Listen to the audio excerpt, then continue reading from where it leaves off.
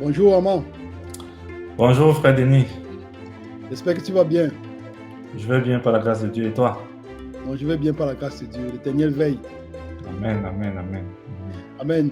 Donc aujourd'hui, nous allons continuer avec une autre critique et cette fois-ci, c'est un rapport avec Ellen G. White. Donc, on va suivre la critique directement et puis on va revenir dans dans l'étude.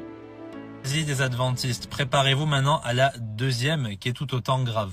Les adventistes croient aux révélations d'une certaine Ellen G. White qui se faisait appeler la messagère de l'Éternel ou du Seigneur. Elle aurait eu plus de 2000 visions, donc ce serait plutôt d'après moi des possessions démoniaques, mais pour les adventistes, il faut vraiment mettre ces écrits, ces prophéties, ces révélations au même rang que la Bible. Elles sont tout autant inspirées que la parole de Dieu. Et ce caractère est très sectaire parce que vous retrouvez exactement la même chose chez les Mormons avec Joseph Smith qui va révéler un autre livre inspiré, soi-disant le livre des Mormons ou la perle de Grand Prix, etc. En réalité, c'est seulement la parole de Dieu qui est inspirée, c'est-à-dire pour nous évangéliques, les 66 livres, et ça s'arrête là. Ok. Ok, qu'est-ce qu'on peut dire là-dessus? Je ne sais pas si tu as quelque chose à dire, frère Armand. Eh bien, si j'ai bien compris la critique, en fait, pour le frère, il n'y a que les 66 livres de la Bible qui sont inspirés. Ça, c'est le premier Mhm, fait. Et donc, le deuxième fait qu'il met en avant, c'est que les adventistes mettraient, n'est-ce pas, les écrits d'Ellen White au même niveau que la parole de Dieu. mhm, Et donc, nous allons commencer déjà par le deuxième fait. En fait, est-ce que les églises adventistes mettent la parole de Dieu au même niveau que les écrits d'Ellen White? Et je mhm, propose d'aller dans les croyances fondamentales des églises adventistes. Nous allons aller voir ce qui est écrit là-bas. mhm.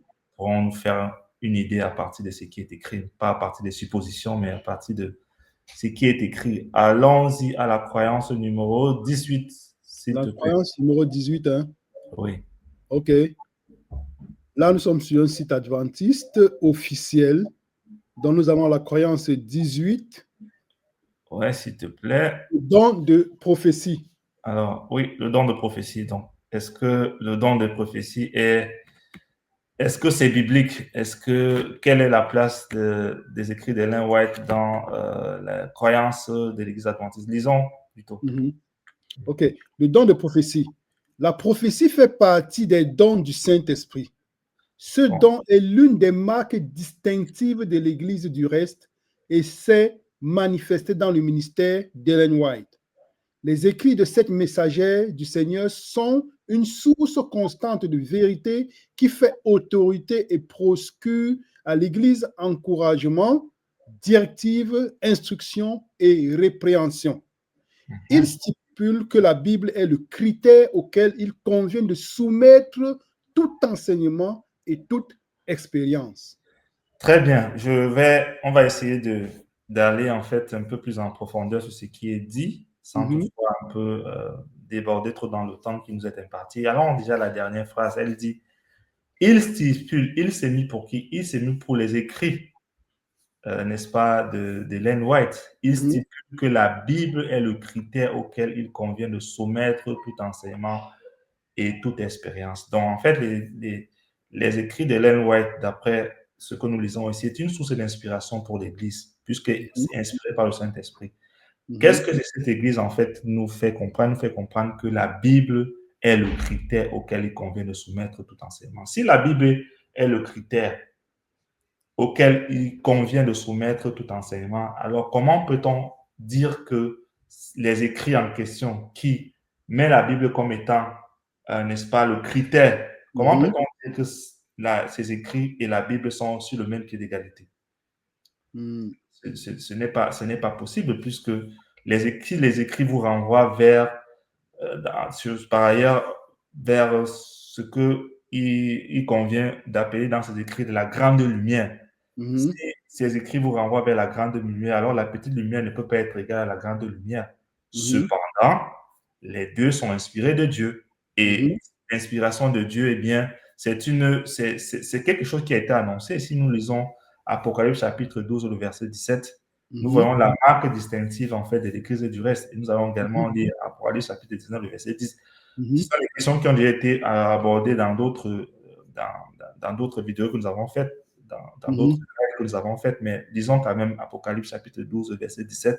Pour ceux qui Mhm. n'ont peut-être pas eu l'occasion déjà de regarder cela, ils pourront, n'est-ce pas, voir ce que Apocalypse chapitre 12, verset 17 dit à propos Mhm. de l'Église du reste, ceux qui Ok. gardent les commandements de Dieu. Alors, Apocalypse, chapitre 12, verset 17. Il est écrit, le dragon fut irrité contre la femme et il s'en alla faire la guerre au reste de sa postérité, à ceux qui gardent les commandements de Dieu et qui ont le témoignage de Jésus. donc, il est question aussi de qui le reste de sa prospérité, ceux qui gardent quoi, les commandements de Dieu et qui ont le témoin de Jésus. C'est quoi le témoin de Jésus? Ok, Apocalypse, le témoignage de Jésus, nous avons Apocalypse chapitre 19. 19, verset 10. Tout à fait. Alors, Et je tombais à ses pieds pour l'adorer, mais il me dit, garde-toi de le faire, je suis ton compagnon de service et celui de tes frères qui ont le témoignage de Jésus. Adore Dieu, car le témoignage de Jésus est l'esprit de la prophétie. tout à fait. Dans le témoin de Jésus, c'est l'esprit de la prophétie dont l'Église, du moins les enfants de Dieu, les fidèles, dont l'ennemi attaque, enfin à la fin des temps, c'est ceux qui ont, n'est-ce pas, qui gardent les commandements de Dieu et qui ont, n'est-ce pas, l'esprit de prophétie. Donc, Mhm. il n'est donc pas surpris que une église à la fin des temps dise en fait qu'ils reçoivent de Dieu l'esprit de prophétie. C'est bien un enseignement qui est biblique. Donc, Mhm. il n'y a pas d'ambiguïté là-dessus. La Bible parle bien de cela. Donc, Mhm. ça, c'est une chose que le frère, n'est-ce pas, mettait en avant sur l'église sur l'église du vin, sur l'église du reste, pardon, sur Mhm. n'est-ce pas, l'église adventiste, c'est une critique que nous voyons qu'elle n'est pas fondée puisque elle est tout à fait biblique. Le fait que Mhm. nous pouvons croire à la fin des temps que nous pouvons croire à l'esprit de prophétie à la fin des temps. Ça, c'est la Mhm. première critique. Mhm. Quelle était encore la deuxième critique, frère? L'autre chose, c'était qu'il n'y a Plan. que 66 livres, il n'y a que parce qu'ils ne croient, en tant que lui évangélique, eux, ils ne croient qu'à l'inspiration des 66 livres de la Bible. Tout à fait. Donc, est-ce qu'il n'y a que les 66 de la Bible qui sont inspirés? Est-ce que nous trouvons d'autres écrits, n'est-ce pas, dans la Bible Mhm. qui ne sont pas, qui ne sont pas contenus dans les écrits de la Bible comme étant paroles inspirées? Déjà, comme nous l'avons déjà vu, dire qu'il n'y a que 66 livres qui sont inspirés, bah, ce n'est pas déjà vrai puisqu'il y a les prophètes qui viennent et qui sont inspirés. Tous ces Mhm. prophètes-là, quand ils parlent de la part de Dieu, c'est également de la parole de Dieu. La parole de Dieu n'est pas que inspirée. La Mhm. parole de Dieu, elle n'est pas que, pardon, écriture. La Mhm. parole de Dieu, elle est également les paroles qui, n'est-ce pas, qui sortent de la bouche de Dieu, qui Mhm. peuvent également être inspirées, qui sont considérées comme inspirées, puisque nous avons vu que les prophètes, l'esprit de prophétie, c'est une marque de l'Église du reste à la fin des temps, qui Mhm. ont l'esprit de prophétie, donc qui sont inspirés de Dieu. Donc, il n'y a pas que 66 livres qui est inspiré. Mais si nous Mhm. allons dans la Bible, dans 1 Chronique chapitre 29, le verset 29, frère Denis, est-ce que tu peux nous montrer ce texte? Nous allons voir en fait de Dans quoi il est 1 Chronique chapitre. 29 et au verset 29. Ok, 1 Chronique 29, verset 29. Il est écrit, les actions du roi David, les premières et les dernières, sont écrites dans le livre de Samuel le voyant, dans le livre de Nathan le prophète et dans le livre de Gad le prophète. Tout à fait. Donc, dans 1 Chronique ici, chapitre 29, l'auteur nous fait comprendre qu'il a tiré, en tout cas, il tire en fait les actions de David, les premières et les dernières actions qui sont écrites en fait dans le livre de Samuel le voyant. C'est-à-dire qu'il y a des choses qui ne sont pas nécessairement révélées dans la Bible, en tout cas dans les 66 livres de la Bible, dont nous croyons, euh, Mhm. en tout cas en tant que chrétiens, comme étant inspirés, qui se trouvent également dans ce livre de ces prophètes-là. On parle Mhm. de Samuel le voyant, que je pense que nous connaissons tous. On parle de Nathan, on parle des livres de beaucoup de prophètes. En l'occurrence, il est question aussi de 3 hommes de Dieu ici qui sont des prophètes de Dieu qui ont écrit des livres qui ne se trouvent pas dans la Bible. Alors, est-ce qu'on va dire que parce que ces livres ne se trouvent pas dans la Bible, alors ils ne sont pas inspirés, puisque l'auteur ici fait référence à ces livres-là? Est-ce qu'il va faire référence à des livres qui ne sont pas inspirés? Non. S'il fait référence à ces livres qui fait référence à ces livres-là, c'est parce qu'il a confiance, parce qu'il a foi en ces livres-là. Et donc, parce que c'est écrit par des prophètes, alors nous pouvons, n'est-ce pas, conclure que ces livres-là sont inspirés. Donc, tout ce qui se trouve dans la Bible, certes, est inspiré, mais tout ce qui est inspiré ne se trouve pas dans la Bible. Il faut bien que ce soit clair dans l'esprit des gens. Tout ce qui est inspiré ne se trouve pas dans la Bible, mais tout ce qui est dans la Bible est inspiré. Donc, c'est la distinction qu'il faut faire, n'est-ce pas, à ce sujet-là. Et puis, ceci même me fait aussi penser à inviter même des personnes à suivre les autres études que nous avons faites toujours dans le cadre de l'apologétique. On a essayé de répondre aussi à d'autres frères qui ont dit que Jésus-Christ est le dernier prophète. Donc, pour annuler, alors que nous voyons bien qu'Agabus est aussi prophète dans Actes chapitre 11, Actes chapitre 15, nous voyons comment est-ce que Jude et Silas sont des prophètes. Nous voyons que Jean, lui-même qui a reçu la révélation pour pouvoir écrire le livre d'Apocalypse, lui-même les prophètes, et qu'après, comme tu l'as dit, frère, en citant Apocalypse chapitre 12, verset 17, où le dragon va faire la guerre au reste qui garde les commandements de Dieu, qui ont l'esprit de prophétie, le témoin de Dieu, qui est l'esprit de prophétie. Là, nous, prophétiquement parlant, c'est après la mort de Jésus-Christ. Donc, ça veut dire que le dragon va faire la guerre. Déjà, nous savons bien que la femme dans l'église, c'est l'église. Là, il parle du protestantisme qui va fuir et que la guerre de l'ennemi part en utilisant les puissances humaines et les forces humaines va faire la guerre au protestantisme, mais le reste va garder les commandements de Dieu et ils ont entre eux, ils ont au sein d'eux l'esprit de prophétie. Donc, ça veut dire, l'esprit de prophétie, c'est quoi? C'est l'esprit de Christ qui parle à travers les prophètes. Donc, ça veut dire qu'après Jésus-Christ, il y a les prophètes et il y aura toujours des prophètes comme Jésus-Christ a dit. Donc, vas-y, frère. Donc, tout à fait, entièrement d'accord avec ce que tu dis. Et d'ailleurs, nous allons, dans d'autres vidéos, en fait, développer un peu plus cette partie-là parce qu'on a tantôt parlé de la guerre que mène le protestantisme vis-à-vis on va dire, des enfants de Dieu. Nous allons développer cela, bien entendu, dans d'autres vidéos parce que peut-être ça peut ne pas être compris de prime abord, mais nous allons, n'est-ce pas, suivez-nous et priez vraiment pour nous afin que nous puissions encore davantage avoir la force et le temps pour pouvoir développer tous ces sujets-là. Priez pour nous, frères et sœurs. Ça, c'est notre leitmotiv. C'est vraiment de prier afin que le Saint-Esprit travaille dans nos cœurs, afin que nous soyons au rendez-vous tous. Amen. Amen. Chercher. Amen. J'avais une dernière chose par rapport à dire que je voulais un peu ajouter là. Par rapport à la croyance, aux croyances adventistes, à la croyance, la croyance, alors, allons dans la croyance, la 18e croyance sur le don de l'esprit de prophétie. Ça va, on voit mon écran. Tu vois mon écran? Non, on voit pas ton écran.